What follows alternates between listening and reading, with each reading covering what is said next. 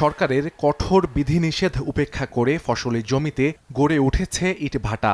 আইনের তোয়াক্কা না করে পোড়ানো হচ্ছে কাঠ। এতে বাড়ছে পরিবেশ দূষণ, উর্বরতা হারাচ্ছে কৃষিজমি আর শ্বাসকষ্টের মতো প্রাণঘাতী রোগে আক্রান্ত হচ্ছেন স্থানীয়রা। শেরপুরের বিভিন্ন জনবসতিপূর্ণ এলাকায় এমন অসংখ্য ইটভাটা ছড়াছড়ি, যার বেশিরভাগই অবৈধ।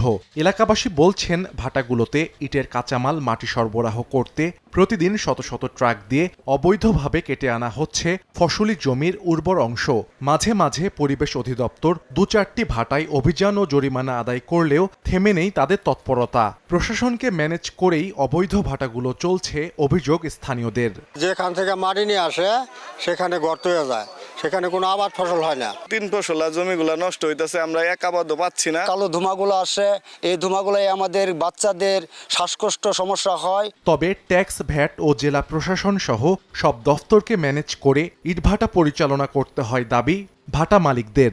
অবৈধভাবে যদি ব্যবসা চালাই, সরকার আমাদের কাছ থেকে ট্যাক্স নেই কেন? ছাড়পত্র এটা প্রক্রিয়াধীন আছে। কাগজপাতি সম্পর্কে আমি সেটা বলতে আছে না আছে তাও আমি বলতে পারবো না বা জানি না। একটা রানিং বাড়া আগুন দেওয়া হয়েছে, ফস করে এসে মনে করেন 6 লাখ 5 লাখ টাকা জরিমানা করলো। একটা সিদ্ধান্ত দেখ যে বাড়াগুলো এইভাবে করেন, এই কাগজপাতি লাগবে, এই সিস্টেম।